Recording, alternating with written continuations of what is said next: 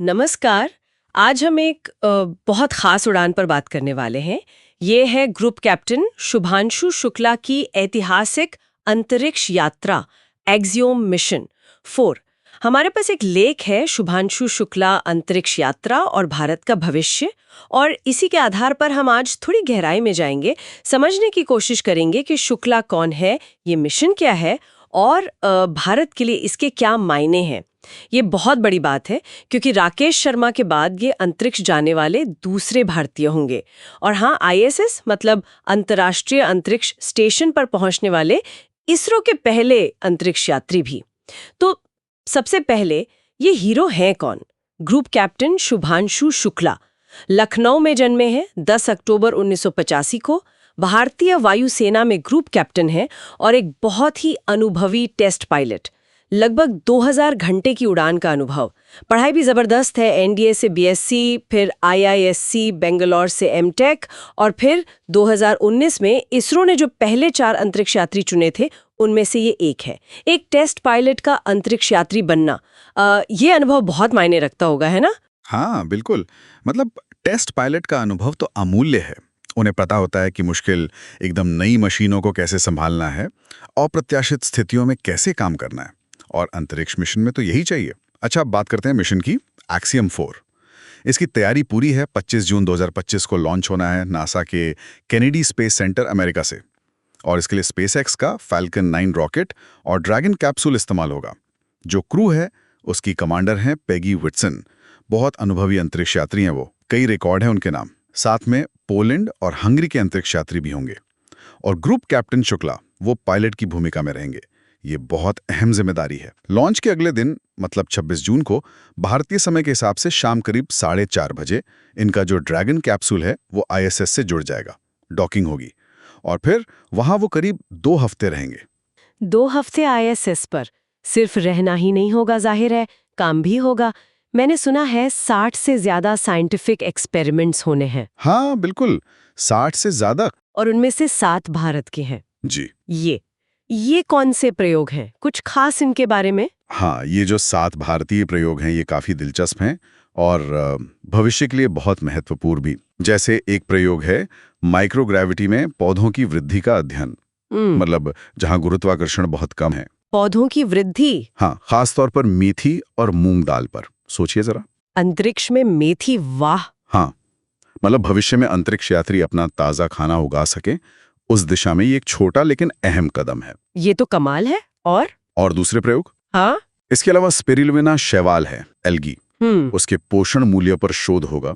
ये प्रोटीन का बहुत अच्छा स्रोत है, तो लंबे मिशन पर खाने का एक विकल्प बन सकता है ये। और एक और बड़ा मजेदार प्रयोग है टार्डिग्रेड्स पर। टार्डिग्रेड्स? वो छोटे वाले जीव ना? हाँ, वही सूक्ष्म जीव।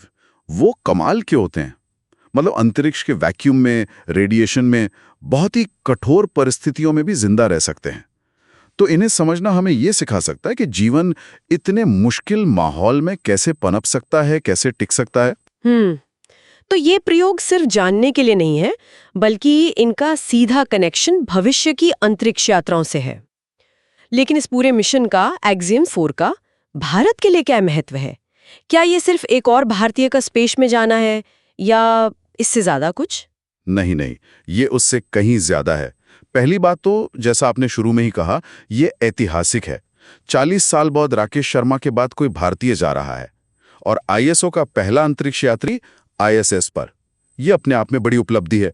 हाँ, ये बात भी है कि मिशन की लागत करीब 500 करोड़ रुपए बताई जा रही है। 500 करोड़? हाँ, ये भारत के लिए अब तक की सबसे महंगी अंतरिक्ष सीट है। लेकिन इसे सिर्फ खर्च की तरह नहीं देखना चाहिए। अच्छा, तो फिर इसे कैसे देखें? मतलब क्या ये लागत सही है?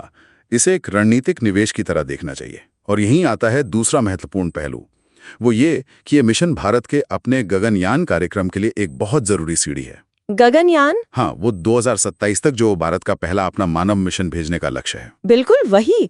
तो शुक्ला जी जो अनुभव लेकर आएंगे आईएसएस से, माइक्रोग्रेविटी में रहने का, वहां काम करने का, सिस्टम्स को समझने का, वो सारा अनुभव गगनयान की तैयारी में सीधे तौर पर काम आएगा। और जो प्रयोग वो कर रहे हैं, जैसे पौधों को उगाना या वो टार्डिग्रेड्स वाला अध्ययन, इनसे जो डेटा मिलेगा वो भविष्य में भारत के अपने स्पेस स्टेशन के लिए या चांद पर लंबे मिशन भेजने के लिए एक तरह से नींव का काम करेगा। और एक तीसरा पहलू भी है, वो है अंतर्राष्ट्रीय सहयोग। एक्सियोम स्पेस एक निजी कंपनी है, नासा का सहयोग है। इस तरह के मिशन में शामिल होना दिखाता है कि भारत अब दुनिया में अंतरिक्ष के क्षेत्र में एक बड़ा और अहम खिलाड़ी बन चुका है।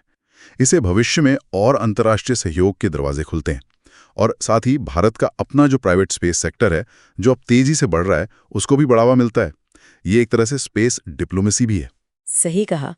तो कुल मिलाकर देखें तो ग्रुप कैप्टन शुभांशु शुक्ला की ये उड़ान सिर्फ एक व्यक्ति की नहीं, बल्कि ये भारत की बढ़ती हुई महत्वाकांक्षाओं का प्रतीक है, स्पेस में भारत की तकनीकी क्षमता का और दुनिया के साथ उसकी भागीदारी का।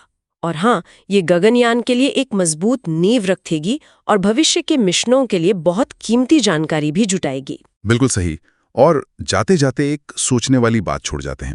जरा सोचिए कि कैसे ये जो माइक्रोग्रेविटी में प्रयोग हो रहे हैं, सुनने में शायद साधारण लगे, जैसे मेथी उगाना या टार्डिग्रेड्स को समझना। ये न सिर्फ हमें पृथ्वी से बाहर लंबे समय तक रहने के तरीके सिखा सकते हैं, बल्कि क्या पता इनसे पृथ्वी पर ही हमारी खेती या दवाइयों के क्षेत्र में भी कोई ऐसी नई खोज हो जाए जिसकी हमने कल्पना भी ना की हो। पसंद आए तो लाइक करें, शेयर करें, सब्सक्राइब करें और कमेंट करके जरूर बताएं।